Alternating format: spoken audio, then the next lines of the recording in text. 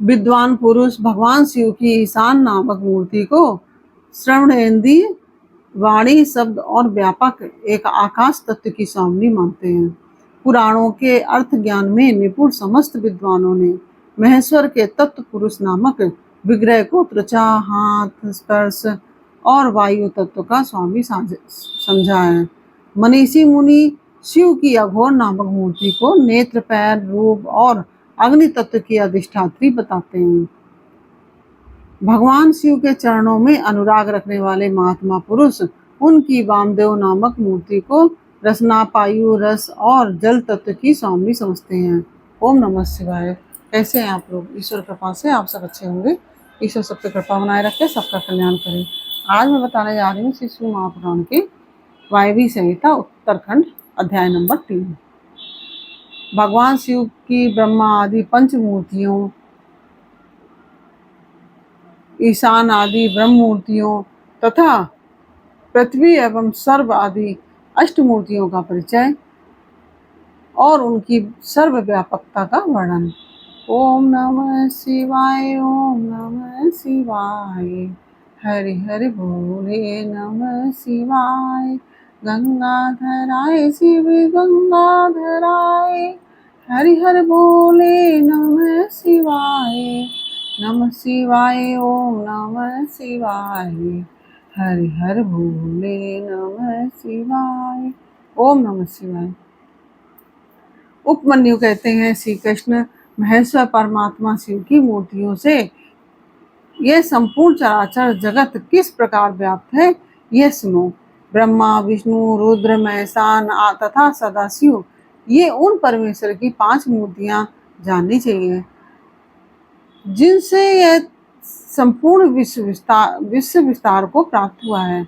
इसके सिवा और भी उनके 5 शरीर हैं जिन्हें पंच ब्रह्म यानी कि मंत्र कहते हैं। इस जगत में कोई भी ऐसी वस्तु नहीं है जो उन मूर्तियों से व्याप्त ना हो।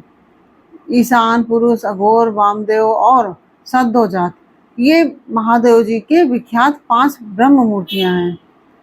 इनमें जो ईशान नामक उनकी आदि श्रेष्ठतम मूर्ति है, वह प्रकृति के साक्षात भोक्ता क्षेत्रज्ञ को व्याप्त करके स्थित है। मूर्तिमान प्रभु शिव की जो तत्पुरुष नामक मूर्ति है, वह गुणों के आश्रय रूप भोग्य अव्यक्त प्रकृति में अधिष्ठित है। पिनाक पाणी महेश्वर की जो अत्यंत पूजित अघोर नामक मूर्ति है, वह धर्म आदि 8 अंगों से युक्त बुद्धि तत्व को अपना अधिष्ठान बनाती है। विधाता महादेव की वामदेव नामक मूर्ति को आगम वेत्ता विद्वान अहंकार की अधिष्ठात्री बताते हैं। बुद्धिमान पुरुष अमृत तेजस्वी शिव की सद्योजात नामक मूर्ति को मन की अधिष्ठात्री कहते हैं। विद्वान पुरुष भगवान शिव की ईशान नामक मूर्ति को श्रवणेन्द्रिय, वाणी, शब्द और व्यापक आकाश तत्व की स्वामी मानते हैं। पुराणों में अर्थ ज्ञान में निपुण समस्त विद्वानों ने महेश्वर के तत्पुरुष नामक विग्रह को त्वचा, हाथ, स्पर्श और वायु तत्व का स्वामी समझा है। मनीषी मुनि शिव की अघोर नामक मूर्ति को नेत्र, पैर, रूप और अग्नि तत्व की अधिष्ठात्री बताते हैं। भगवान शिव के चरणों में अनुराग रखने वाले महात्मा पुरुष उनकी वामदेव नामक मूर्ति को रसना, पायु, रस और जल तत्व की स्वामी बताते हैं तथा सद्योजात नामक मूर्ति को वे घ्राणेन्द्रिय, उपस्थ, गंध और पृथ्वी तत्व की अधिष्ठात्री कहते हैं। महादेव जी की ये 5 मूर्तियां कल्याण की एकमात्र हेतु हैं। कल्याणकामी पुरुषों को इनकी सदा ही यत्न पूर्वक वंदना करनी चाहिए।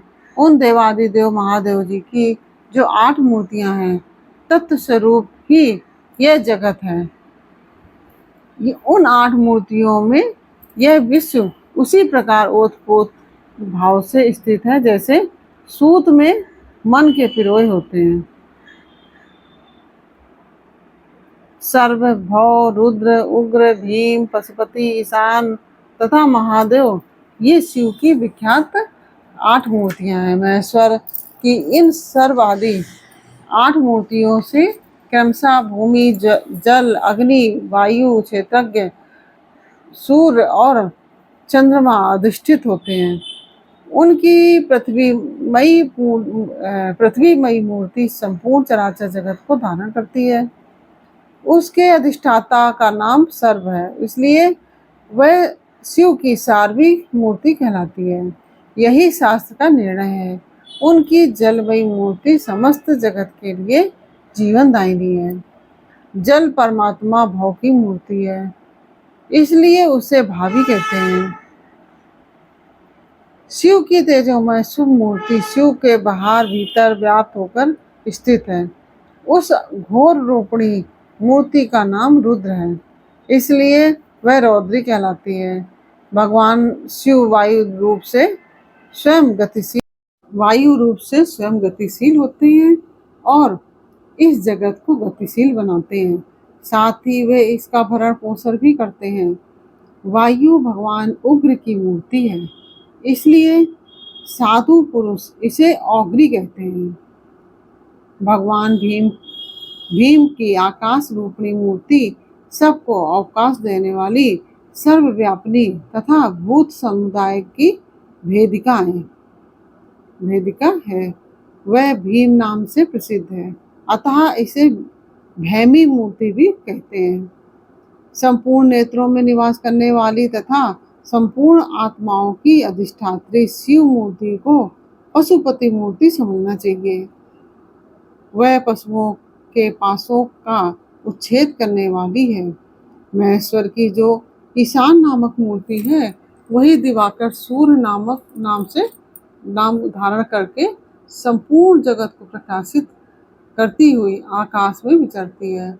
जिनकी किरणों में अमृत भरा है और जो संपूर्ण विश्व को उस अमृत से आप्यायित करते हैं, वे चंद्रदेव भगवान शिव के महादेव नामक विग्रह हैं। अतः उन्हें महादेव मूर्ति कहते हैं। यह जो 8वीं मूर्ति है, वह परमात्मा शिव का साक्षात स्वरूप है तथा अन्य सब मूर्तियों में व्यापक है, इसलिए वह संपूर्ण विश्व शिव रूप ही है।